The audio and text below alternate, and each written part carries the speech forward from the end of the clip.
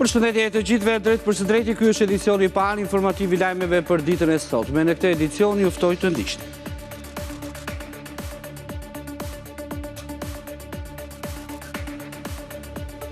Pas më shumë se 9 orë seancë, gjykata e Sarandës la mbrëm në burg pa afat autorin e dyshuar të vrasjes të 20 vjeçarit portugez në lokalin Principote në Ksamil, si dhe 2 turqit që po e ndihmonin të arratistej. Në burg për 45 ditë u lanë 3 kamarierë, ndërsa truprojet u liruan. Para gjykatës, 29 vjeçari Vata shpreu pendes dhe pretendoi se vrasjen e kishte kryer në përpjekje për të neutralizuar konfliktin. 4 banesa janë shkrumbuar si pasojë e zjarrit në gojan të madh të Pukus, ku gjithashtu e evakuan edhe disa familje. Në mbrëmje situata u paraqit e përmirësuar pas ndërhyrjes nga toka dhe ajri. Evakuimi pati edhe në mirëditë, ku flakët tani janë nën kontroll.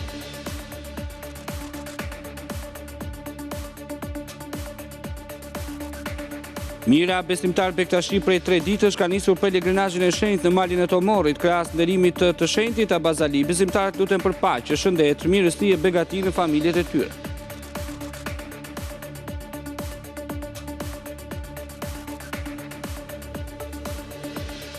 PDK dhe AK do të zhvillojnë sot një aksion para kuvendit për të kërkuar thirrjen e seancës konstitutive. Këto dy parti refuzojnë të takojnë me kreun e vetvendosjes që të ecet para për ngritjen e institucioneve, por kryeministri Detyr ka thënë se ka bisedime pozitive me kreun e LDK-s Abdi Xhiku. Donald Trump po rrit presionin ekonomik ndaj Iranit përmes sanksioneve të ashpra ndaj naftës, financave dhe transportit. Teherani quajti shkelje të ligjeve ndërkombëtare, por pavarësisht kërcënimeve të tjera, anijet e naftës në ngushticën e Ormuzit po kalojnë në mbikëqyrjen amerikane.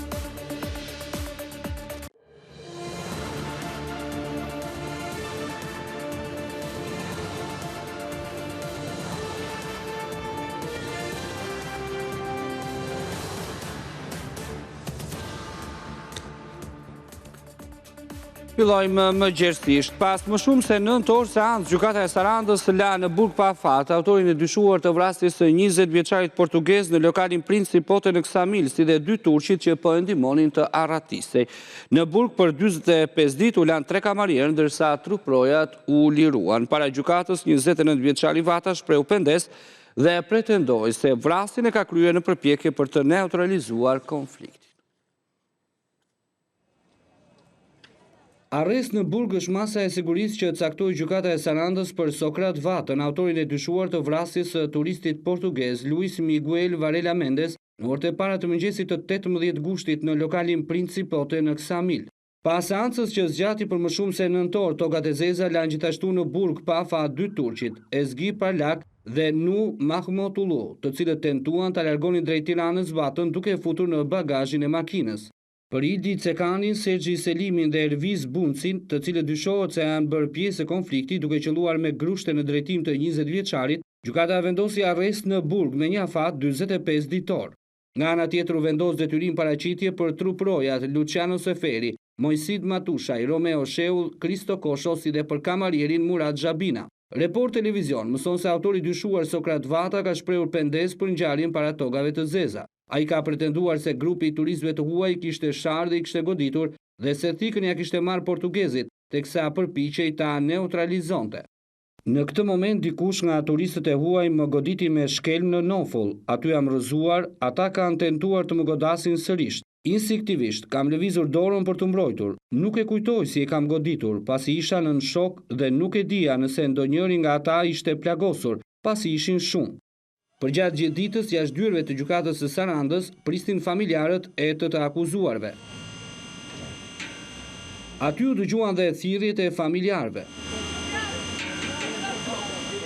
Sipas hetimeve, konflikti nisi në ambientet e lokalit Principote dhe më pas vjoi në plazhin e lokalit Paradise. 20 vjeçari Luis Miguel Varela Mendes dyshohet se u godit fillimisht me grushte nga David Heurdvent, i njohur ndryshe me emrin Daniel Gjana, i shpallur në kërkim, ndërsa goditjen fatale me thike mori nga Sokrat Vata. Gjana dhe Vata akuzohen për vrasje me dashje kryer në bashkëpunim, ndërsa pronari i lokalit Bekim Bulica është në kërkim për mos kallëzim krimi. Aksidentet në Durrës në një javë kanë marrë jetën e 5 personave dhe 2 të plagosur rënd. Shkaqen shihet e shpejtësia tej normave të lejuara, humbja e kontrollit të drejtimit të automjetit, por dhe përdorimi i lartë i alkoolit. Rreth orës 6:15 të mëngjesit, Vasil Hasani, 32 vjeç, po lëvizte me biçikletë në aksin Shkozet-Shijak për të shkuar në punë. Rrugës pranë Rashbullit u godit nga një automjet. Shoferi u largua pa i dhënë ndihmën e parë, ndërsa kalimtarët rastësishëm pikasën ciklistin. Po në orët e para të mëngjesit, një tjetër aksident në Durrës. Këtë radhë fatmirësisht pa pasoja, edhe pse për nga mënyra se si ndodhi, mund të kishte rezultuar fatal. Një automjet që lëvizte te kodra e Vilës së Zogut dolin nga rruga dhe ra rreth 40 metra duke u rrokullisur disa herë. Shoferi është në gjendje të mirë shëndetësore. Në harkun kohor të 5 ditëve, aksidentet në Durrës kanë rezultuar me pasoja të rënda. 5 persona kanë humbur jetën dhe 2 të tjerë kanë mbetur të plagosur rënd. Me 17 gusht, një 26 vjeçar goditi për vdekje me taksi 66 vjeçarin Fezidine, i cili ndodhej në trotuar. Shoferi i ri pretendoi se makina ju ndez në mënyrë të pavullnetshme dhe i dolin nga kontrolli. Më tragjiku ishte ai të mërkurës në mëngjes, me 19 gusht në Manz, me 3 viktima. Me styre historia e trisht e një çifti të sapo martuar në Shqipëri vetëm 2 ditë më parë, se të humbisnin jetën në aksident. Cleo Vrioni, 25 vjeç, i cili kishte emigruar herët në Itali, dhe Sara Brunjatelli, 26 vjeç, e cila kujdesej për baban e sëmur. Pasagjeri më i ri, vetëm 15 vjeç, ndoroi jetë bashkë me ta, ndërsa 2 të tjerë u plagosën. Shkaku paraprak shihet të shpejtësia dhe drejtimi i makinës në gjendje të dehur. 4 banesa u shkrumbuan, ndërsa disa familje u detyruan të lënë shtëpitë e tyre për shkak të zjarrit masiv, gjendja e të cilit u përkeqësua gjatë pasdites në Gojan të Pukës. Report televizion do që nga afër operacionin e evakuimit, ndërsa betejë me flakët vijon nga toka dhe ajri. 4 banesa të djegura, të cilët ishin të pabanuara. Ky është bilanci i zjarrit që përfshiu lagjen Pepaj këtu në fshatin Gojani Madh të njësisë administrative Gjegjen në bashkinë e Pukës. Këtu janë pamjet e zjarrit masiv në Gojan të Pukës, ku flakët u përhapën me shpejtësi gjatë orëve të pasdites, duke u afruar edhe në zonat e banuara. Banorët u detyruan të lënë shtëpitë e tyre. Ky është momenti kur policia ndërhyn për të shpëtuar ata që u rrezikuan nga flakët. Lëvizni beton, shpejt. Banorët e alarmuar ikën me syt këmbë duke u përpjekur të marrin me vete edhe stendet personale. Tu marrë flak shpejt. Ju po ikni? Po hikum deri shete ku kam shumë, nuk po hiku pa pas u siguro shpejt, po. Nuk hiku. Jam dora deri në qenë, nuk hiku. Vi prap shto, po. Me menaxhu unë si mos ides ne, se unë nuk kam përgjegjës me menaxhu zjarr, po. Në betejë me flakët, në mbështetje të zjarrfikseve, ndërhyri nga ajri edhe një helikopter. Siç shihet në pamjet me dron që sjell Report TV, vatra e zjarrit është tetë masive dhe vështirë për t'u vënë nën kontroll. Shpresojmë në vënien nën kontroll të flakëve të zjarrit, të mos kemi sa më pak dëme. Ekipet zjarrfiks janë të rënë, janë disa zjarrfikse të fusharësit të Pukës, të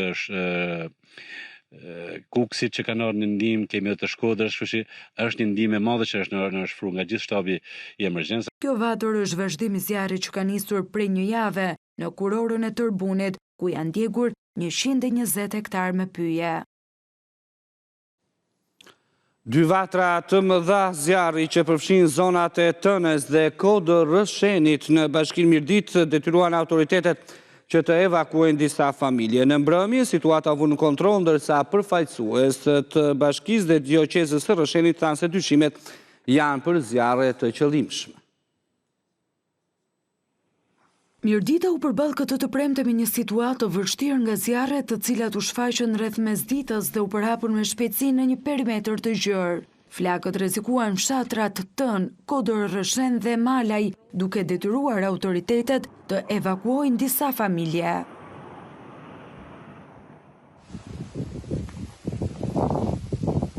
Për shuarjen e zjarreve u angazhuan forcat zjarrfikse, ushtria dhe struktura të tjera operacionale, ndërsa për shkak të terrenit të vështirë, ndërhyrja u krye edhe nga ajri me 2 helikopter. Pas disa orësh punë intensive, situata u vu nën kontroll dhe banesat u mbrojtën nga flakët. I peshqve dioqezës Rëshen, Dom Gjershmeta dhe kryetari i Bashkisë Mirdit Albert Mëlyshi hodhën dyshime se zjarret janë të qëllimshme. Para sa shohim rahat parë duke që situata është mjaft shqetësuese, për arsye sepse është edhe nxehtë dhe era e shpërndan shumë zjarrin.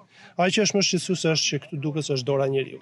Njerëzit vendosin zjarrin, prishin pyet edhe dëmtojnë jo vetëm natyrën, por dëmtojnë janë rrezik të dëmtojnë edhe jetët e njerëzve, të dëmtojnë edhe banesat e tyre dhe shtëpitë e tyre. Dhe kjo një apel të gjithë njerëzve që të jemi të kujdesshëm, mos se dëmtojmë vetë natyrën edhe të ruajmë atë, edhe sigurisht edhe gjithë institucioneve që të përpiqen maksimum sikurse po përpiqen faktikisht që të shuajmë të gjithë vatrat e zjarrit. Në fakt sot është ndër situatat më të rrezikshme që mund të kemi pas ndonjëherë në Bashkinë Mirdit. Deri në këtë moment që flasim nuk kemi dëme në banesa, kjo është kryesorja, pastaj nuk kemi dëme në jetë njerëzish që këto dyja janë parsorë për të mbrojtur. Dhe në dy lagje kemi larguar njerëz nga banesat, jemi bashkë me familjarët tyre afër banesave me zjarr fikse, me mjete, me forca për t'i mbrojtur. Në disa raste gjatë këtij viti janë totalisht zjarrvënie e qëllimshme, sepse pikërisht në këtë zonë kemi mbi 6 herë këtë vit për brenda një jave që kemi ndërhyrë dhe kemi shurë zjarre dhe sërish ndizet. Edhe në disa zona tjera duket pra që këtu ka një dorë që don t'i djeg pyet. Dhe absolutisht që kam kërkuar, kam biseduar me shefin e komisariatet, me gjithë njerëzit cilët kanë fuqinë e ligjit për të vepruar.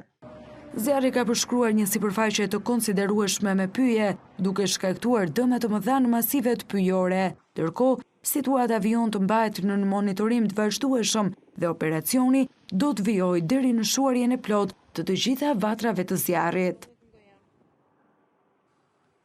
Në teren për të parë nga afër situatën e zjarreve ka qenë ministri i mbrojtjes Ermal Nufi. Për report televizion ai tha se situata ka qenë e vështirë teksa përhapja e flakëve është favorizuar edhe nga era. Thirrje bën për ndërgjegjësinë, pasi thotë se pjesa më e madhe e zjarreve janë shkaktuar nga dora e njeriut. Sot ka qenë një ditë me vërtet shumë problematike pse përket situatës zjarreve në territorin e Republikës së Shqipërisë. Në këtë moment që po flasim bashkë unë jam për vetëm shumë i kënaqur për shkak të angazhimit të jashtëzakonshëm dhe fakti që shumë këto vatra zjarri paraqitet një situatë aktualisht që flasim shumë të qetësuar. Ne kemi një kapacitet shumë të madh si vjet në territorin e Republikës, kemi mbi 5 mjete të forcave aerore, helikoptere, 2 avionat e traktor që kemi në dispozicion. Gjithashtu kemi pas të gjithë efektivet të pajisur me gjitha mjetet e duhura për përballëmin e situatës zjarreve, gjithashtu edhe në strukturat e zjarrfikseve, por parandalimi është kryesor. Ne kemi bërë thirrje disa herë për parandalim dhe kemi bërë thirrje gjithashtu që strukturat vendore, duke qenë se kanë impaktin e parë me terrenin, të jenë vëmendshme, por të diktuar pikas gjithë elementat që janë që qëllimisht vend zjarre, ndoshta dikush e bën për arsye të blegtërisë apo hapjes tokave të reja etj, por është fenomen i cili është shumë i rrezikshëm, është vend rrezik i jetën e efektivëve tanë, e njerëzve tanë, e qytetarëve pas rrugës tyre, të jetës tyre, dhe pra do një vëmendje jashtëzakonisht shtuar. Ai që mund të them është që gjithë ato situata zjarri, pjesa më e madhe e tyre janë dy shoqë që janë shkaktuar nga dora e njeriut.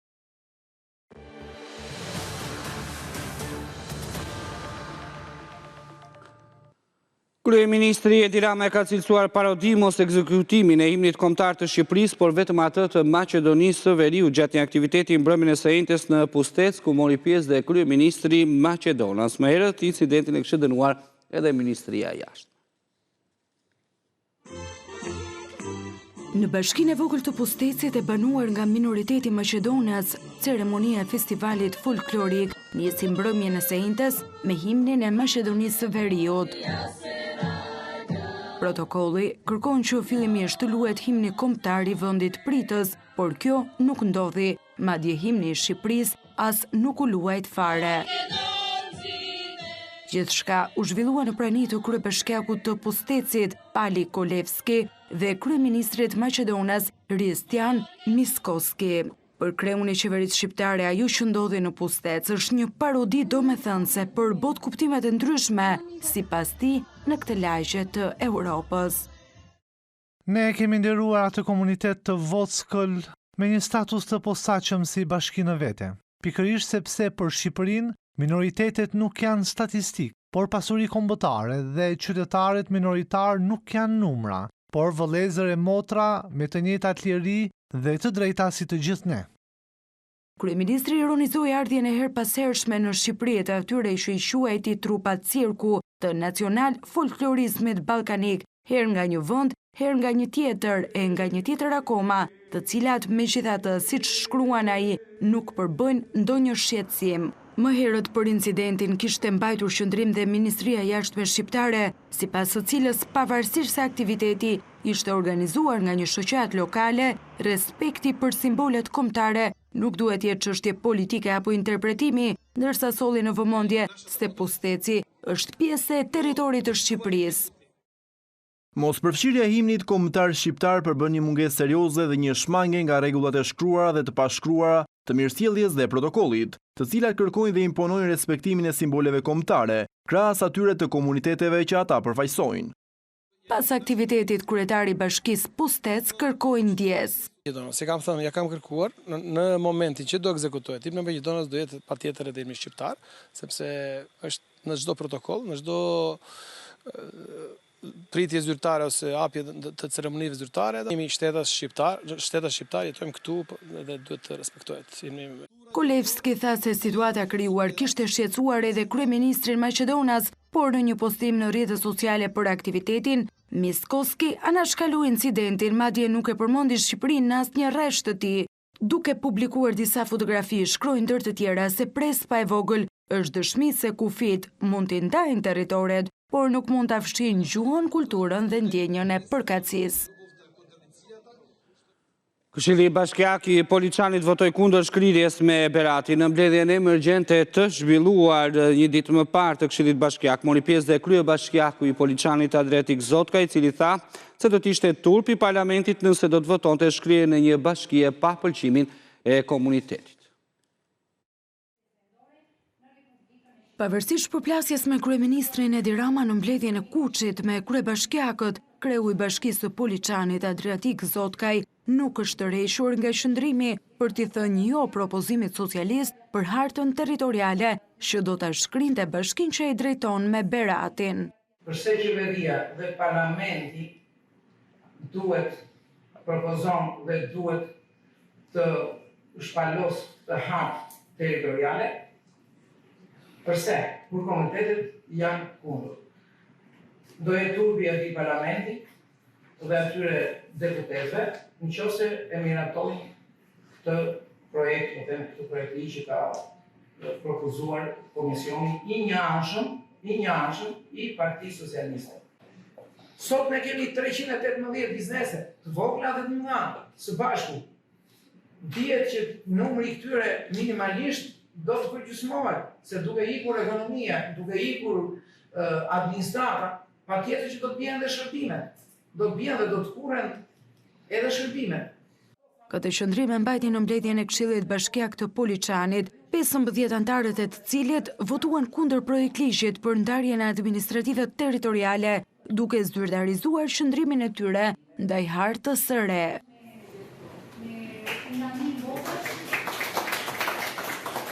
Të 15 këshilltarët bashkiak konfirmuan se do t'japin dorëheqjen në rast se parlamenti voton pro shkrirjes së bashkisë Poliçan. Ndërsa në Cërik nuk pati një vendimarrje finale mbi qëndrimin e Këshillit Bashkiak për bashkimin me Elbasanin. Kryetari i Bashkisë së Cërikut, Florence Doka, tha se nuk do të shprehet pa përfunduar fillimisht dëgjesat me komunitetin. Kam vendosur që mos baj krah, apo të mos shprehen në lidhje me opinionin tim personal, sepse jam kryetari i Bashkisë së Cërikut. Në moment që kryetari i Bashkisë së Cërikut jep një opinion, patjetër që shumica apo një pjesë e mirë e komunitetit do mbahet të qëndrim. Por për një pjesë të këshilltarëve, dëgjesat janë të vonuara dhe tani nuk kanë asnjë vlerë. Do të qenë qytetar. Kemi një agent që vend t'i gjojë, dhe do vi pika që në do shprejnë vendimin tonë. Po që kuptim kam dalim. Asnjë lloj kuptimi, asnjë lloj logjike.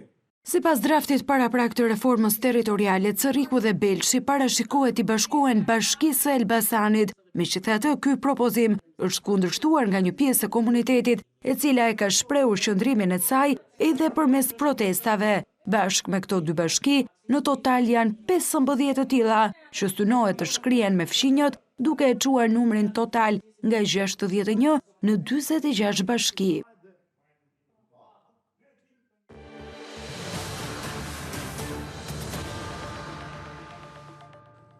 Mira besimtar Bektashi prej 3 ditësh ka nisur pelegrinazhin e shenjtë në malin e Tomorit. Krahas nderimit të shenjtit Abazali, besimtarët luten për paqe, shëndet, mirësi dhe begati në familjet e tyre. Ka nisur prej 3 ditësh pelegrinazhi i shenjtë në malin e Tomorit, ku mira besimtar nga Shqipëria, rajoni dhe vende të ndryshme të botës janë drejtuar vendit të shenjtë për të lutur për paqe, shëndet, mirësi e begati. Ritualet kryesore zhvilluan pranë teqes së Kulmakut dhe në çukën e Abazaliut, ku kryhet edhe rituali kurbanit dhe ndizen qirinj. Kjo është një ditë gëzimi për gjithë ne. I ruaj Zoti gjithë fëmijët e kësaj bote, i qofshim falë. Na sjell mirësi, dashuri, kemi artur për marrësi, për familjen. Vim çdo vit. Nga 15 vjetë që vim çdo vit. Lutet që në çdo gjë na vim mbar dhe të kemi jetë dhe shëndet. Shëndrimi në natyrë dhe fjetja në çadra në lartësinë e malit janë ndër traditat më të veçanta të pelegrinazhit. Besimtarët shndrojnë të paktën një natë në qiellin e hapur, duke përjetuar këtë moment si pjesë të ritualit dhe përkushtimit të tyre shpirtëror. Kryegjyshi botror Bektashian Haxhi Det Baba Edmond Brahimaj përcjell mesazhin e tij për të gjithë ata që vizitojnë Kulmakun. Vinë njerëz dhe besimtar me dashuri, me paqe, me mirësi për të marrë të mirësinë e këtij mali, për të lutur Zotit, për të lutur mirësisë, për të lutur paqes, për të lutur dashurisë, për të lutur bashkimin midis njëri tjetrit, për të falë njëri tjetrin, për të marrë respekt, për të marrë energji pozitive. Për shkak të fluksit të lartë të automjeteve dhe vizitorëve, policia ka hartuar një plan të veçantë masash për menaxhimin e trafikut në akset Berat Poliçan Kulmak dhe Çorovod Kulmak. Në terren janë vendosur gjithashtu grupe të ndihmës së shpejtë dhe strukturat e emergjencës civile për të garantuar sigurinë dhe për t'u përgjigjur çdo situate gjatë ditëve të pelegrinazhit. Pelegrinazhi që vijon deri më 25 gusht është një nga ngjarjet më të mëdha shpirtërore të komunitetit Bektashian. Kemi mbritur në fund, ndajemi këtu, miru takofshi.